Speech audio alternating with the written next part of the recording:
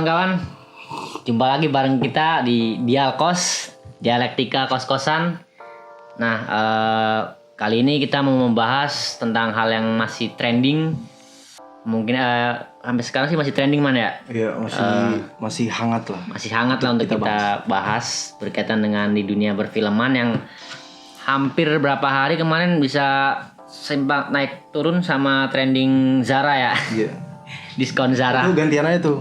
Zara, Iya, Butejo. Zara. Nah, Butejo ini sebenarnya sebagai karakter sih ya. Filmnya sih namanya Tilik, atau kalau kita di dunia di bahasa Jawa, Tilik ini sebenarnya menengok. Nah, Tapi kalau gua lihat gimana, teman? di KBBI itu tilik itu kan apa kayak menilik itu seperti memantau. Tapi kalau di Jawa artiannya Tilik itu ya kayak menjenguk gitu ya? menjenguk, lebih ke menengok, menjenguk gitu loh. Nggak melihat juga, nggak memandang. Artinya di situ tuh memang filmnya itu kan membuat orang penasaran tilik apa gitu lah. Nah, mungkin kita mau lebih ngebahas terkait trending itu. Ternyata banyak komentar masuk gitu kan, baik dari yang pro maupun kontra. Dan kemarin yang unik itu ini sampai menyita perhatian para dosen ataupun pegiat film, kritikus film. Bahkan kemarin beberapa Twitter yang verified juga ikut komen gitu loh. Kayak misal gue lihat di beberapa ini kan yang mungkin kontra gitu ya. Rame film Tilik, mencoba menonton dengan pikiran terbuka, santai dan enjoy. Tapi ternyata bikin terganggu banget dengan ending film ini. Penyebar hoax dan itu fitnah. terganggunya dari cerita film atau karakter Butejo nih? Belum tahu ini, kayak di sini sih tertulis penyebar hoax dan fitnah justru menang gitu kan ya. Terus nggak gua bacain inilah dari Hikmat Darmawan juga bikin kesal, katanya idenya buruk, stereotyping parah pada para ibu-ibu. Tapi ya tak jarang juga yang menanggapinya dengan slow gitu, seperti Kak Oki Madasari kan. Mungkin teman-teman yang biasa ya scroll Twitter tahulah Ya, Oki Madasari. Seorang novelis Indonesia. Oh, novelis ya. Gue nggak terlalu ngikuti sih, cuman follow doang. Dia main ya fiksi itu nggak harus edukatif dan solutif gitu loh. Artinya yang harus solutif dan edukatif itu ya presiden, menteri, lurah, gubernur gitu loh. Jadi ya nanggepinnya dengan ya di tengah pandemi lah, gue rasa ya ada sedikit bumbu hiburan lah, biar ketegangan hidup dan juga kecemasan tentang resesi ekonomi ya kan, biar lebih enjoy aja begitu sih. Tapi yang jadi pertanyaan gue, yang up pertama kali itu siapa sih? Apa pakai bot apa untuk yang biasa dipakai orang di Twitter tuh untuk nge-up semuanya? Oh iya, nah itu juga biar jadi bahan buzzer semua kan itu. Iya. Yang nge-up pertama siapa tuh? Belum tahu tuh, karena tiba-tiba aja gitu loh. Pertama kalau kita bicara film Tilik ini rilis kan udah lama man ya? Ya 2018. Tapi kenapa malah justru naik?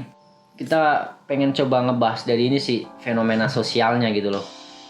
Bagaimana ini si Butejo ini direpresentasikan bagi kalangan netizen ini. Beberapa komen di Twitter ya, hampir narasi besarnya itu bicara soal hal-hal yang ada di realita masyarakat sekarang lah. Itu disebut sebagai netizen tadi. Gimana dia dengan gaya ceplas-ceplos khas orang-orang Jogja gitulah yang gua kurang lebih sebagai orang Jawa Tulen paham banget lah kira-kira. Situ kan gue ngeliat banyak fenomena yang tadi komen-komen para netizen lah dianggap stereotyping stereotype mengenai peran ibu-ibu gitu kan man ya. Sementara gue nggak tahu sih ibu-ibu di tempat lu gitu, Bengkulu ataupun di ibu-ibu, kalau ibu-ibu Sunda kayaknya rata-rata hampir sama gitulah. Bagaimana ketika dia lagi ada suatu hal yang enak untuk dihibahin, pasti kan gitulah kira-kira. Kalau gue sedikit bercerita aja, kalau di kalangan orang-orang Jawa, terutama yang masih pelosok, ya gosip itu sudah jadi kebutuhan, jadi kebudayaan. Iya. Artinya di sini bisa dilihat kalau kita bicara stereotyping para ibu-ibu itu sebenarnya bukan stereotyping, emang dia coba mengangkat realitas sosial yang terjadi di masyarakat gitu sih yang gue pandang. Tapi kalau menurut gue itu adalah soal bagaimana orang-orang melihat itu sebagai pengalaman mentalnya yang utama. Jadi misalnya kayak lu ngeliat ibu-ibu di sana kayak gimana gitu. Misalnya yang doyannya ngegosip gitu. Iya. Ya kalau gua misalnya ini ya. Misalnya gua ngeliat ibu-ibu ya biasa aja sih ibu-ibu. Tapi Iya. apakah maksudnya kan stereotip itu kan melekat gitu di pikiran masyarakat lah, ngelihat kan stereotip ini nih terbangun ya kalau ibu-ibu tuh cerewet lah, Iya. apa suka ngegosip gitu lah. Tapi apakah hal itu tuh bisa dipukul rata gitu? Ya enggak juga sih.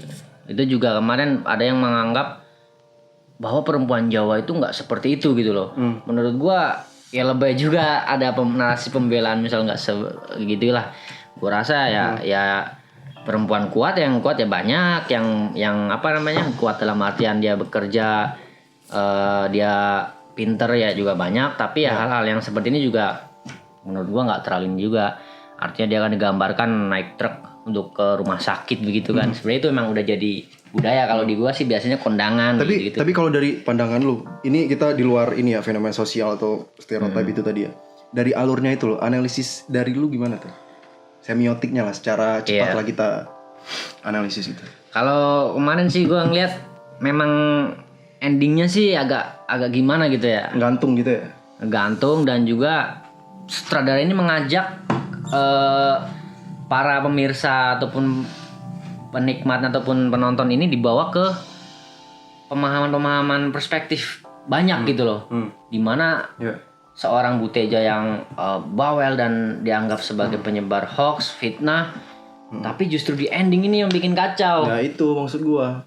Jadi sutradara ini kayak memberi celah lah untuk kita berpikir sendiri gitu, melalui karakter di film ini. Jadi bagaimana mereka menerima respon, terus bagaimana langsung bereaksi dalam menerima berita ini tadi, penyebaran berita. Kayak Butejo ya terkenal, dia ngeliat berita langsung spill tuh, langsung naik tuh. Ini gitu-gitu kan yang ngomong. Ya kalau gua lihat juga yang supirnya siapa namanya? Gotrek. Gotrek kan kelihatan gimmicknya tuh. Kalau menurut gue ya, analisis sotoy gue ya, ngelihat muka dia tuh, dia sebenarnya tahu kalau dia tuh itu seperti di ujung ceritanya kan dia tuh tahu. Ketika tapi dia memilih itu, untuk meredam itu. Kan. Nah itu juga jadi ini sih, jadi garis bawah untuk teman-teman yang nonton dengan seksama. Tahulah di segmen ketika ada Butejo lagi ngobrolin di truk, dan di situ supirnya itu Gotrek sempet ditanya juga kan sama istrinya kan. Nopo pak gitu kan, terus dia jawab ora popo gitu kan, nggak apa-apa. Itu ada timbul sebuah pertanyaan, kenapa dia ketika Butejo dan kawan-kawannya lagi menggosip, tiba-tiba dia ini apa namanya, tiba-tiba dia langsung mengomentarin gitu loh, mengomentarin terkait kenapa gitu kan. Nah, itu kan jadi pertanyaan, sebenarnya ada suatu hal yang disembunyikan kira-kira gitu dari Gotrek itu kan. Nah, penonton itu sebenarnya kalau jeli bisa memandang dari situ. Itu sih. Kalau gue kemarin ngeliat itu kan, abis nonton gue lihat review orang-orang, terus respon orang-orang di Twitter. Gue lihat tuh Joko Anwar, dia bilang kan. Oh iya, di komen juga ya. Dia bilang, gue sepakat juga sih, dia bilang tuh bahwa film ini adalah untuk menjelaskan kehidupan gitu, memberi pelajaran pada kehidupan gitu. Jadi sosok yang baik tidak perlu diperlihatkan seperti apa yang baik dalam pandangan umum gitu. Jadi plot twistnya dari situ menurut gua. Jadi memang dalam harus film mestinya itu, baik banget kayak tadi. Belum tentu. Kayak siapa yang Husnuzon lawannya Bu. Oh iya, yang untuk selalu jadi dialog. Jangan fitnah gitu, nggak gitu kan.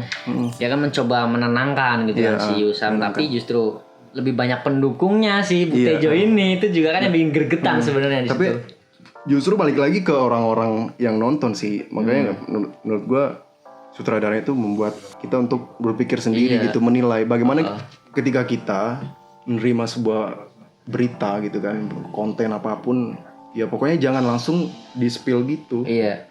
Gua ngeliat malah awal pas nonton mana ya, sebelum gua teliti lebih lanjut kan, gua amatin banget. Di situ tuh gua malah mikir kemungkinan ada part 2 gitu loh, yang mencoba dimainkan sama sutradara ini. Ada part 2 yang penonton ini penasaran. Iya. Karena di situ cuma menampilkan kapan mas kita di akhir tuh kan yang masuk ke sedan, dan tiba-tiba si Dian ini kan dan seorang bapak yang gue belum tahu itu tuh siapa. Apa bapaknya Fikri ya kan, ibunya Bulura, yang Bulura di situ sakit sempat digosipkan Bu Tejo bahwa dia juga tekanan batin gitulah. Di situ dia ngomong, kapan Mas aku bisa nggak tertutup gini gitu ya, apa ya kalau nggak salah tuh. Tapi di situ cuman kamu perlu sabar, gue kudu sabar disit, kamu perlu sabar duluan gitu kan. Di situ gue mikir, apa ini mungkin pikiran jelek gue gitu ya, apa jangan-jangan ini bapaknya Dian gitu, kayak sinetron Indosiar gitu kan. Tapi yang jadi soal tuh dia manggilnya Mas gitu loh. Iya, itu juga gue kapan ya Mas gitu ya? apa dialognya? Kapan ya Mas Fikri menerima ayahnya Fikri menerima ayahnya mau nikah sama gitu, kayak nikah lagi gitu kan. Nah, terus tanda-tandanya semiotiknya juga si Diannya meluk si bapak ini gitu. Tempat ngelus juga kan. Iya. Ya Nah itu yang masuk. jadi meyakinkan ya menurut gua jadi meyakinkan itu kalau dia itu selingkuhan. Nah di situ kan berarti penonton dibawa pada narasi bahwa fitnah itu bisa jadi benar gitu loh. Iya. Tapi reaksi yang ditimbulkan, ketika kita menerima berita itu loh yang jadi untuk penonton berpikir sendiri bahwa kita tuh bisa mengambil tindakan loh dalam menerima berita secara bijak gitu. Kalau menerima berita kita amanin dulu. Yang debat sama itu. Iya, yang debat itu kan dia kan kayak enggak loh, Dian tuh enggak gini gitu loh. Tapi di situ dia juga agak kok ternyata gue salah apa bener gitu loh. Iya. Itu kan juga apa disebut netizen yang nyebut ini sebagai fenomena di kalangan warganet lah atau. Tapi dia nyebutnya dia kekeh ya kalau Dian tuh gabungin gitu, ini gabungin gitu ya. Gak gitu. Oh iya. Tapi justru malah. Tapi kalau dia dengan cara netral gitu kan, ya namanya husnuzon ya, namanya husnuzon tuh etika kita di ruang privat lah kira-kira kan. Jadi kan kita menunda dulu untuk kemungkinan lain yang akan timbul gitu. Nah itu mungkin yang jadi ini ya, jadi kalau Joko Anwar bilang tuh tadi nggak harus ditampilkan kebaikan gitu lah kira-kira. Orang yang baik harus seperti apa gitu. Itulah mungkin seni daripada film yang berkualitas. Dia menimbulkan respon daripada penonton ini bahwa banyak sekali pandangan-pandangan gitu loh. Ini sebenarnya mau kemana arahnya? Penonton terus diajak untuk berimajinasi gitulah. Pas giliran tahu ending, nah kok gitu jadinya kan. Nah kok malah ternyata dia nih selingkuh gitu kan. Malah jadi kecewa gitulah kira-kira. Ternyata fitnah ini ternyata ada benernya gitu loh. Tapi ada juga pandangan dari Fajar Nugros, dia sutradara orang Jawa juga kalau nggak salah. Dia sutradara Yosben kalau nggak salah. Yang film direct sama dia sama ini sama si Bayu Skak. Dia bilang kan bahwa dia bilang Gotrek ya, si Gotrek memang memegang kendali, pemegang kendali maksudnya setir. Iya. Tapi dia dikendalikan gitu. Kendalikan sama si istrinya. Bukan? Maksudnya dikendalikan dalam arti dia tuh kayak ada yang mengontrol gitu, jangan sampai ini bocor gitu. Lu ngeliat gak? Dari gimmicknya itu loh. Oh yang pas di. Karena multi tafsir lah soal pandangan orang kan. Cuma di situ juga gue yang nggak mungkin netizen ataupun penonton nggak masuk ke tafsiran selanjutnya adalah pesan-pesan Bu Tejo ini mau nyalon lurah ya kan. Suaminya ini kan dia kan sempat ngasih sogokan tuh kan. Ini dari bapaknya bocah-bocah gitu kan katanya bapaknya anak-anak.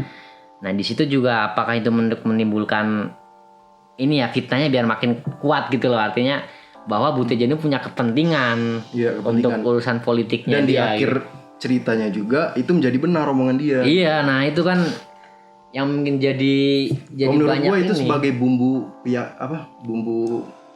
untuk meyakinkan ini aja Bu Tejo aja. Iya, gue yang paling seru tuh pas dia ngecrekin ini kan. Yang menjadi sorotan gue tuh adalah pesan di situ tuh. Ya, sutradaranya mau bikin kita mikir bagaimana kita bertindak itu secara bijak ketika menerima berita itu. Iya sih. Jadi kalau gue tarik kesimpulan dari pandangan lu adalah ketika nggak selamanya itu tuh bicara soal respon di ranah privat mengenai sebuah isu gitu loh. Artinya ketika ada satu orang respon dengan husnuzon ataupun mencoba merespon positif dan ada yang udah merespon secara belak-belakan. Dan itu bagaimana di ranah publik silakan berpikir sendiri gitu. Silakan berpikir sendiri mengenai sebuah fenomena gitulah kira-kira yang hari ini kalau netizen merepresentasikan sebagai fenomena kekinian ataupun fenomena di era medsos, bicara soal hoax, bicara soal tafsiran ataupun penilaian-penilaian misal yang disebut kalau di Jawa dinamakan cocote tonggol ataupun mulutnya tetangga gitu tuh. Artinya di situ sebenarnya bagaimana respon aja, simpelnya, nggak nyampe menurut gue ya, nggak nyampe ranah itu representasi daripada netizen lah atau tukang bully lah atau apalah. Sebenarnya itu tuh hal-hal lama kan. Hanya kan hari ini ada fenomena new media aja kayak gitu sih. Kalau terkait stereotype ya menurut gue nggak nyampe arah situ lah. Terlalu jauh lah, karena bicara pertentangan kelas gender kan yang hari ini masih menjadi bahasan juga. Itu ibu-ibu digambarkan bla bla bla ya kan, sampai mengatakan tadi ibu-ibu Jawa itu nggak seperti itulah. Menurut gua itu realitas sosial kalau bicara. Kata gua tadi ya kan? tergantung pengalaman dari mental orang melihatnya kayak gitu. Gitu. Ada guyonan sih sebenarnya ya, teman-teman ya. Gini kenapa ibu-ibu itu lebih banyak bicara gitu kan? Kalau laki-laki lebih banyak mikir. Karena dia punya mulut, 2 mulut. Apa tuh maksudnya? Ngerti tuh. Udah lah, lu tafsirin aja, dia punya 2 mulut gitu kan intinya. Bagi teman-teman yang mungkin nonton ini gua stereotip, enggak, ini cuma bercandaan aja gitu lah. Pikir aja dia punya 2 mulut. Kalau laki-laki kenapa suka mikir, karena dia punya 2 kepala gitu kan. Kan bicara soal realitas sosial bahwa kultur di budaya kampung ataupun terutama di wilayah Jawa gitu ya. Misal ibu pengajian tuh biasa pakai truk. Ya di atas ngegosip. Cuman kalau ngegosipnya sampai segitunya sih nggak nyampe segitunya. Itu biasalah bumbu-bumbu dramatis. Gitu ya. Iya. Jadi artinya sebenarnya respon terhadap film ini apa? Dan setiap orang punya prinsip, punya respon masing-masing. Tetap ambil yang hal-hal yang positifnya lah. Jadi ini sebuah hiburan aja dan sebuah pengisi waktu luang lah di Tapi gue nggak sepakat juga sih kalau lu bilang kita ambil positifnya aja. Gue kayak ini banget ya. Gue kayak ambil sisi positifnya, negatifnya dibuang ya kan, kayak model-model apa ya tuh film Tukul Arwana gitu ya. Pemirsa ya kan, ambil sisi positifnya saja dan negatifnya dibuang gitu kan. Sebenarnya justru dari negatif tuh menghasilkan positif juga kan. Ini teori dari mana? Hah? Teori dari mana? Ada dong. Ya positif negatif itu ada biasa lah. Kita sebenarnya dikepung oleh simbol-simbol yang nggak berujung lah. Dimana yang negatif itu bisa menghasilkan positif, yang positif bisa menghasilkan negatif. Anjay, suka iya dong. Boleh masuk sih. Ya begitulah pokoknya mah bicara. Ngomong lu beli di mana sih ini? Ini mah biarin aja aksesoris karena gua lagi nggak pede dengan rambut gitulah. Rambut lu apa? Biar seru-seruan aja. Jadi nanti gua mau pakai ginian terus lah kira-kira. Itulah teman-teman, obrolan kita singkat lah karena kita bukan seorang ahli lah atau apa, cuman ya namanya juga dialektika kos-kosan lah, layaknya anak kos ketika ada ngelihat sebuah hal itu kita resah gitu ya, ingin coba mengumumkan bagi teman-teman. Tonton terus lah keseruan kita di teman-teman di channel Kental Project. Tentunya Kental ya namanya, Kental Project. Kental. Karena kita suka yang kental-kental agar menjadi cair kayak gitu kan. Mencairkan yang kental gitu ataupun yang menggumpal. Membukukan yang cair. Itu kan membukukan yang cair, kalau kita mencairkan yang lagi menggumpal gitu loh. Tentunya di segmen dialektika kos-kosan. Kita mencoba berdialektika, kita mencoba membuka pikiran kita untuk membedah ataupun mencairkan hal yang menggumpal terkait fenomena-fenomena di masyarakat